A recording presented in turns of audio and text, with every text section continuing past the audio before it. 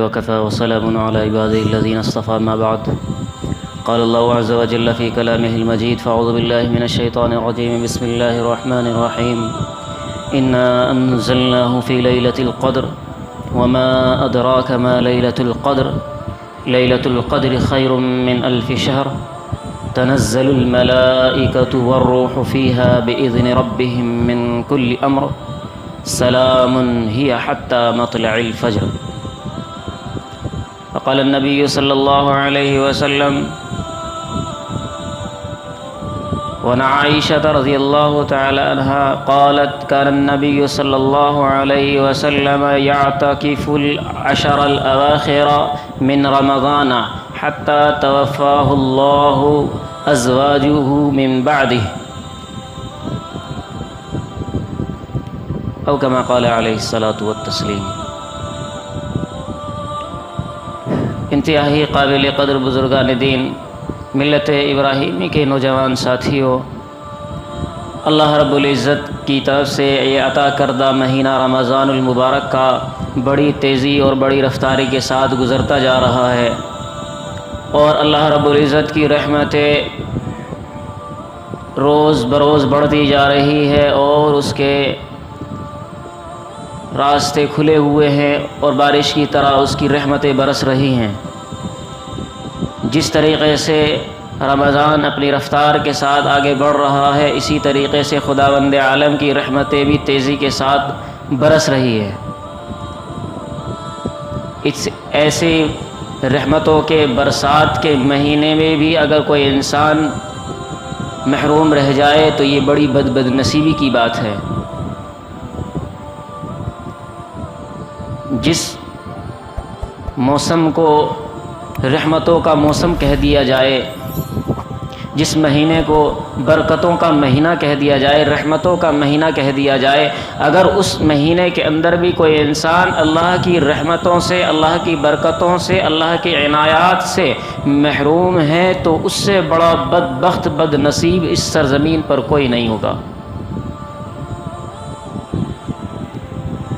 یہاں تک کہ اللہ کی رحمت کو حاصل کرنے کے انسان شب و روز لگے رہتے ہیں اور ہر خیر کے کام میں آگے بڑھتے ہیں، ہر خیر کے کام میں. اور جب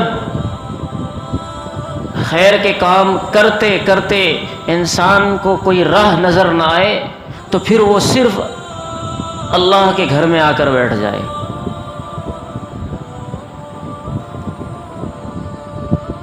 وہ پھر اللہ کا مہمان بن جائے. اور ایک عام انسان اگر اس کے یہاں کوئی مہمان آ جائے تو وہ اس کی مہمان نوازی اپنی وسعت سے زیادہ کرتا ہے، اور چاہتا یہ ہے کہ میرے مہمان کو کسی طرح کی کوئی تکلیف نہ ہو، بلکہ یہ مہمان مجھ سے خوش ہو کر جائے. یہ دنیا کا دستور ہے. اچھا مکان دے گا، اچھا کمرہ دے گا، اچھا بستر دے گا، اچھا کھانے کو دے گا، اچھے کلام کے ساتھ گفتگو کرے گا. کیوں؟ مہمان ہے. جی مہمان ہے. مہمان کی مہمان نوازی کی جائے. یہ بلا تفریق مذہب ہے. یہ بھی ضروری نہیں کہ مسلمان ہی ایسا کرتا ہے، نہیں، ہر انسان وہ کسی بھی مذہب کا ہو وہ اپنے مہمان کی مہمان نوازی کرتا ہے. یہ دنیا کا دستور ہے. تو کیا خیال ہے اس رب کائنات کے بارے میں جو شہنشاہوں کا شہنشاہ، ساری کائنات کا بادشاہ، اس کا اگر کوئی مہمان ہو جائے تو کیا وہ رب رحمت للعالمین جو رحمان اور رحیم اور کریم ہیں وہ کیسی مہمان نوازی کرے گا؟ کیا وہ اپنے مہمان کو بھوکا مار دے گا؟ کیا وہ اپنے مہمان کی مہمان نوازی نہیں کرے گا؟ کیا وہ نہیں چاہے گا کہ اس کا مہمان اس کے در پر جب آیا تو خوش ہو کر جائے؟ یقیناً اللہ رب العزت چاہتا ہے. تو وہ انسان جو اپنا گھر بار چھوڑ کر اللہ کی رضا کے لیے، اللہ کو راضی کرنے کے لیے، اللہ کی خوشنودی حاصل کرنے کے لیے اللہ کے گھر میں آ کر بیٹھ گیا۔ رب جب تک مجھے معاف نہیں کرے گا میں تیرے در سے ٹلنے والا نہیں۔ ہاں جی، ہاں، اسے کہتے ہیں اعتکاف۔ اللہ کے گھر میں آ کر بیٹھ جانا صرف اللہ کی رضا کے لیے، اسے کہتے ہیں اعتکاف۔ معنی روکنا، کس چیز سے؟ دنیا کی تمام چیزوں سے انسان رک کر، ہر چیز سے کٹ کر اللہ کے گھر میں آ گیا ہے۔ وہ کمانے نہیں جاتا، وہ کسی رشتہ دار کے یہاں نہیں جاتا، وہ دنیا کا کوئی کام نہیں کرتا، بس اللہ کے گھر میں آ کر پڑ گیا، دنیا کے تمام کاموں سے رک گیا۔ اس کا نام اعتکاف ہے، اس کا نام اعتکاف ہے۔ اما عائشہ رضی اللہ تعالی عنہا کی روایت میں نے آپ کے سامنے شروع میں پڑھی، فرماتی ہیں کہ جناب نبی کریم علیہ الصلاۃ والسلام رمضان المبارک کے اخیر عشرے کا اعتکاف فرمایا کرتے تھے، حتیٰ توفاہ اللہ، یہاں تک کہ دنیا سے رخصت ہو گئے، یعنی ساری زندگی آپ علیہ السلام نے اعتکاف فرمایا رمضان کے اخیر عشرے کا۔ یہاں سے اعتکاف کا ثبوت ملتا ہے اور یہیں سے اعتکاف کے سنت ہونے کی دلیل ملتی ہے کہ اخیر عشرے کا اعتکاف سنت بھی ہے اور جناب نبی کریم علیہ الصلاۃ والسلام سے ثابت بھی ہے۔ حتیٰ توفاہ اللہ، یہاں تک کہ آپ دنیا سے رخصت ہو گئے۔ پھر کیا فرماتی ہیں؟ پھر فرماتی ہیں ثم اعتکف ازواجہ من بعدہ، آپ علیہ الصلاۃ والسلام دنیا سے رخصت ہو گئے تو آپ کے رخصت ہو جانے کے بعد آپ کی ازواج النبی، آپ کی بیویاں اعتکاف فرماتی رہیں۔ اعتکاف کے تواتر بھی ثابت ہو گیا کہ یہ مسلسل چلا آ رہا ہے، اور دوسری بات یہ بھی ثابت اور واضح ہو گئی کہ عورتوں کا بھی اعتکاف ہے۔ جی، آج تک نہیں سنا؟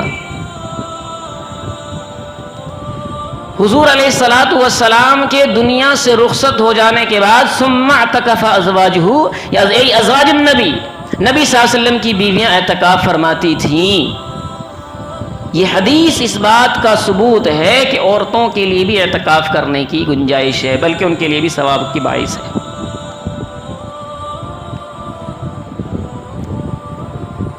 اعتکاف کیا چیز ہے؟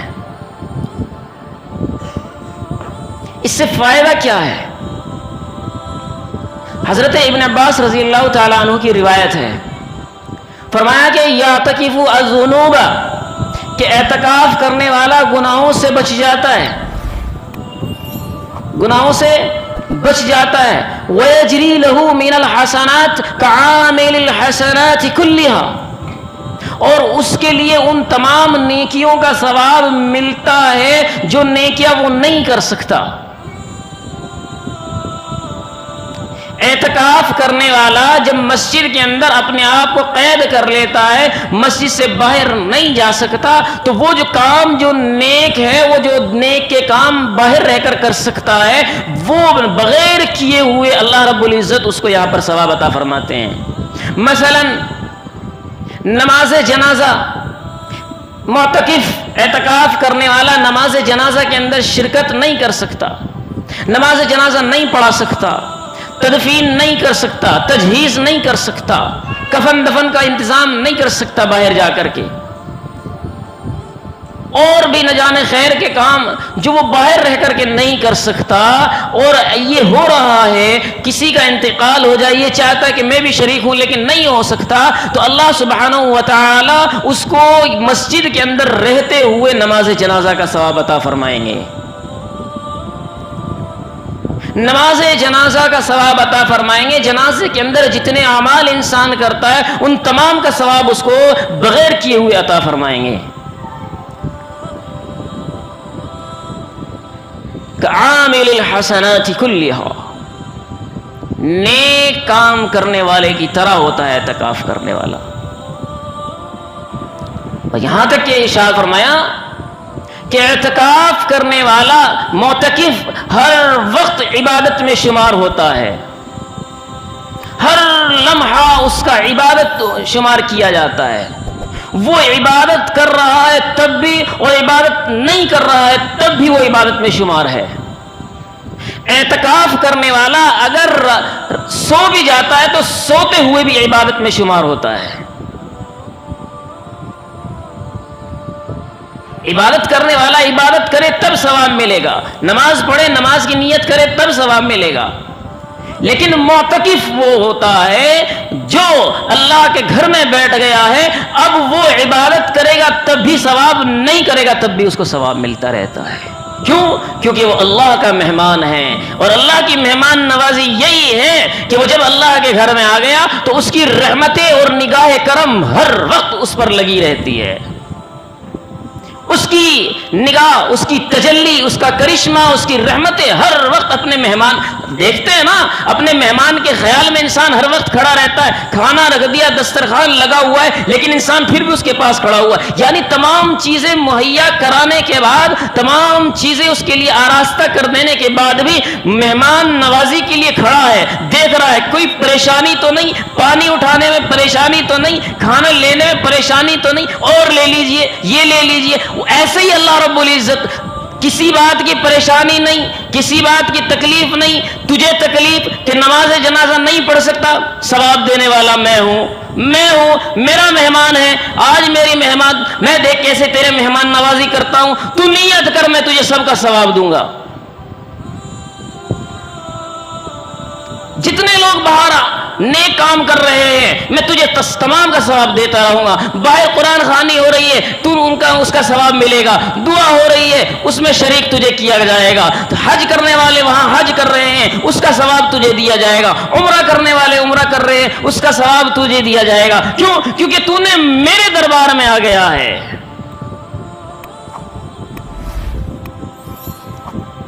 یہ اعتکاف ہے، سنت اعتکاف اخیر عشرے کا ہے. ایسے موسم میں جب کہ اللہ کی رحمتیں برس رہی ہو شب و روز، تو انسان کو چاہیے کہ اسے زیادہ سے زیادہ حاصل کرے. اب زیادہ وقت میں آپ لگا نہیں سکتے. صبح میں اتنا کھاتے ہیں کہ 10 بجے سے پہلے نہیں اٹھتے، عصر میں ایسے گھومتے ہیں افطاری کے چکر میں کہ دعا معلوم نہیں. بعض تو افطاری کے وقت ایسے گرتے ہیں کہ افطاری کی دعا بھی نہیں پڑھتے، اور پھر افطاری کے بعد اتنا کھا لیتے ہیں کہ تراویح کی گنجائش نہیں. کہاں عبادت ہے؟ رمضان میں بھی عبادت نہیں کر پا رہا ہے تو کب کرے گا؟ یہ معتکف ہر وقت عبادت میں شمار ہوگا. اسی لیے فرمایا کہ مائیں بہنیں بھی اعتکاف کریں. گناہ تو ان سے بھی ہوتے ہیں نا، معصوم کوئی نہیں ہے، کوئی انسان معصوم نہیں ہے سوائے انبیاء کے. تو اپنے گناہوں کی توبہ کرے. تو اس لیے عورتیں گھر میں اعتکاف کریں، گھر کے کسی ایک کونے کو مخصوص کر لے، گھر کے کسی ایک کمرے کو مخصوص کر لے کہ مجھے یہیں پر رہنا ہے. وہ جو جگہ اس نے مخصوص کر لی ہے، متعین کر لی ہے، اسی کے اندر اس کو رہنا ہوتا ہے. اس کے باہر اگر جاتی ہے ضرورت کی وجہ سے تو گنجائش ہے، لیکن باہر نکلنے کے بعد نہ سلام کا جواب، نہ کسی طرح کا کوئی کلام، کوئی گنجائش نہیں ہے. اگر بول جاتی ہے یا بول جاتا ہے مسجد سے باہر نکل کر، معتکف دونوں طرح سے اعتکاف ٹوٹ جاتا ہے. اس لیے وہ عورتیں جو گھر میں اعتکاف کر رہی ہوتی ہیں ان کے لیے تو مردوں سے بالمقابل آسان بھی ہوتا ہے. گھر کا کام کاج بچے کر لیتے ہیں، بچیاں کر لیتی ہیں. جی ایک ہیولہ بنایا ہوا ہے کہ اعتکاف میں بیٹھ جانا، اعتکاف کرنا. لوگوں کے ذہن میں نہ جانے پتہ نہیں کیا لگا ہوا ہے. لگتا ہے ایسا کہ یہ اعتکاف میں بیٹھنے کے بعد کسی دوسری مخلوق سے بات کرنی پڑتی ہے. ایسے ڈرتے ہیں کہ جی اعتکاف میں بیٹھ گیا، نہ جانے کہاں بیٹھ گیا. کچھ نہیں ہے. اعتکاف آپ نہا دھو کر اللہ کے گھر میں اللہ کے مہمان بن کر آئے، یہ اعتکاف ہے۔ اب آپ نے کہیں نہیں جانا ہے، چاند رات تک کہیں نہیں جانا ہے، آپ نے اللہ کے گھر میں پڑے رہنا ہے، دعائیں مانگنی ہیں، بخشش کی دعائیں مانگنی ہیں، مغفرت کی دعائیں مانگنی ہیں۔ یا اللہ جب تک میری معافی نہیں کرتا میں نہیں جاؤں گا، میں تیرے در پر پڑا ہوں۔ اعتکاف اس چیز کا نام ہے۔ یہ جو ہیولہ لوگوں کے ذہن میں بنایا ہوا ہے کہ نہ جانے کیا آ جائے گا، کون سی مخلوق آ جائے گی، یہ لغویات ہیں، سوائے فضول بکواس کے کوئی اس کا شریعت کے اندر وجود نہیں ہے۔ آپ اب بھی مسجد میں بیٹھے ہیں اور جو اعتکاف والا وہ بھی مسجد میں بیٹھا ہوا ہے، اس پہ کون سی مخلوق آئی ہوئی ہے دوسری؟ جی، لیکن اس کو ڈبل ثواب مل رہا ہے، ایک نماز کا، ایک عبادت کا، اور دوسرا اعتکاف کا۔ اس لیے ہر آدمی، اسی لیے علماء احناف کے یہاں مفتہ بھی قول یہ ہے کہ کچھ دیر کا، کچھ وقت کا، تھوڑی دیر کا بھی اعتکاف جائز ہے۔ اسی کو مد نظر رکھتے ہوئے میں یہ کہا کرتا ہوں کہ کم از کم اگر آپ 10 دن کا اعتکاف نہیں کر سکتے تو کم از کم اتنا تو ضرور کر سکتے ہیں کہ جب مسجد میں آتے ہیں، جتنی دیر مسجد میں آپ بیٹھیں گے، جتنا وقت آپ مسجد میں لگائیں گے، اس کو تو غنیمت سمجھ کر ثواب کے لیے کر لیجئے۔ کم سے کم وہاں مسجد کے حدود سے، مسجد کی باؤنڈری سے آپ نیت کر کے آئیں کہ میں اعتکاف کی نیت کر رہا ہوں۔ اب جب تک آپ مسجد میں رہیں گے تو مسجد کے اندر رہنے کی وجہ سے جو اعمال کریں گے اس کا بھی ثواب ملے گا، اور مزید یہ کہ اعتکاف کا بھی ثواب ملتا رہے گا۔ تو یہ تو آسان ہے نا، وقت تو آپ نے لگانا ہی ہے۔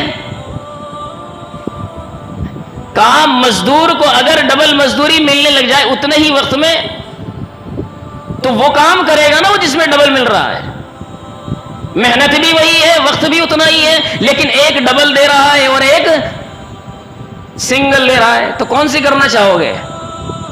اتنا میں سمجھتا ہوں کوئی اتنا بے وقوف یہاں انشاءاللہ نہیں ہوگا کہ جو سنگل کو طلب کرے گا۔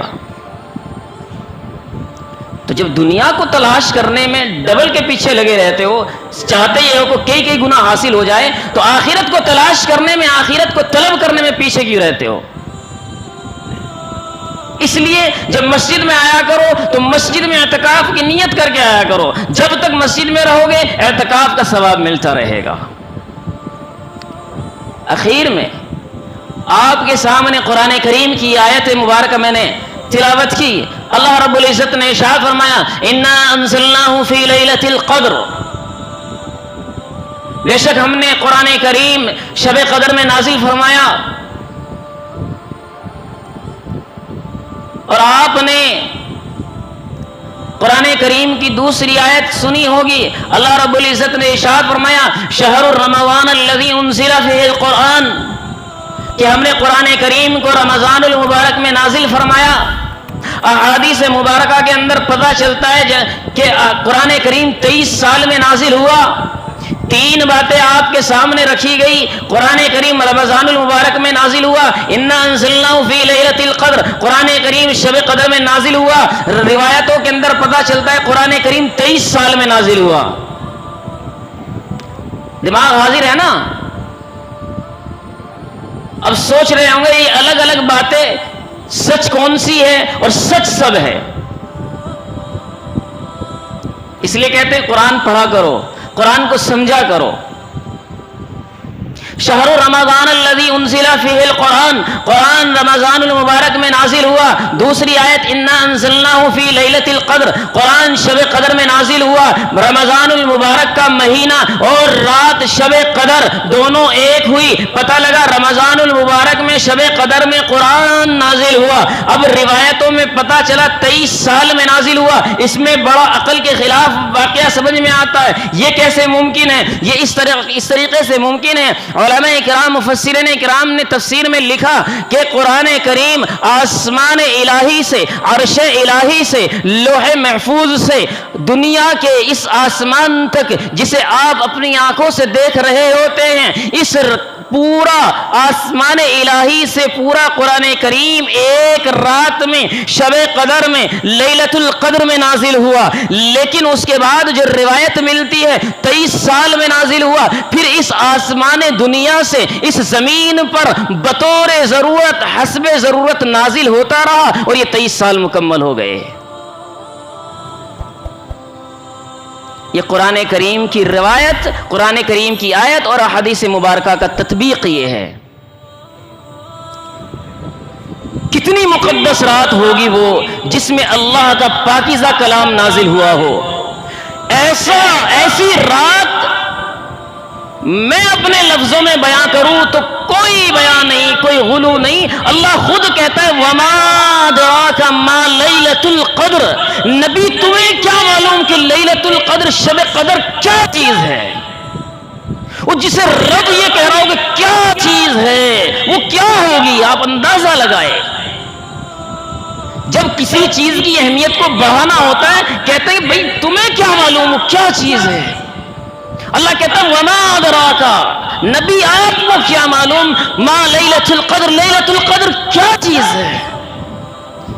فرمایا لیلۃ القدر خیر من الف شہر، حبیب شب قدر 1000 مہینے سے زیادہ افضل ہے۔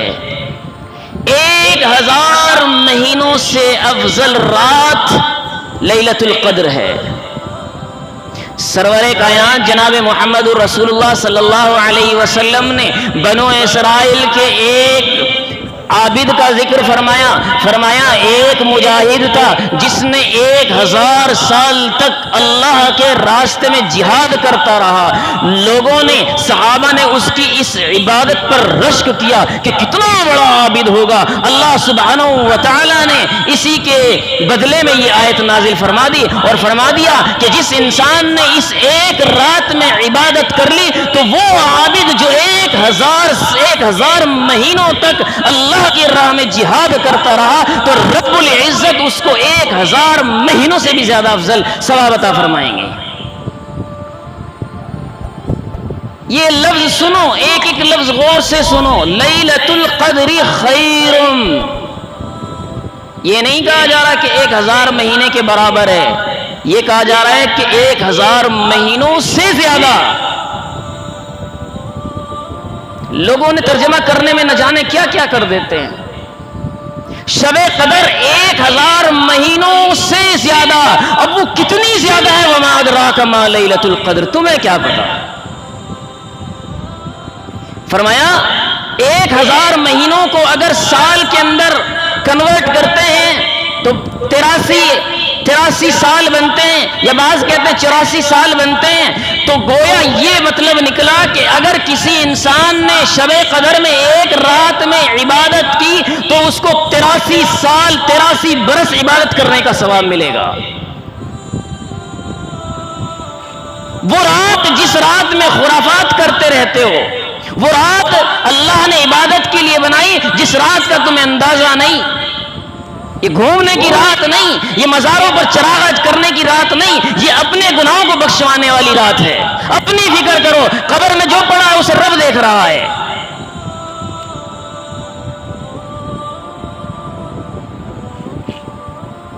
لوگ سمجھتے ہیں کہ قبرستان کی رات ہے، یہ قبرستان کی رات نہیں، یہ موت کو یاد کرنے کی رات ہے، یہ اپنے گناہوں کو رو رو کر بخشوانے کی رات ہے۔ ایسے تھوڑی فرما دیا وَمَا أَدْرَاكَ، فرمایا اس کی خصوصیت میں اللہ رب العزت خود فرماتے ہیں تنزل الملائکۃ والروح فیہا بإذن ربہم من کل امر۔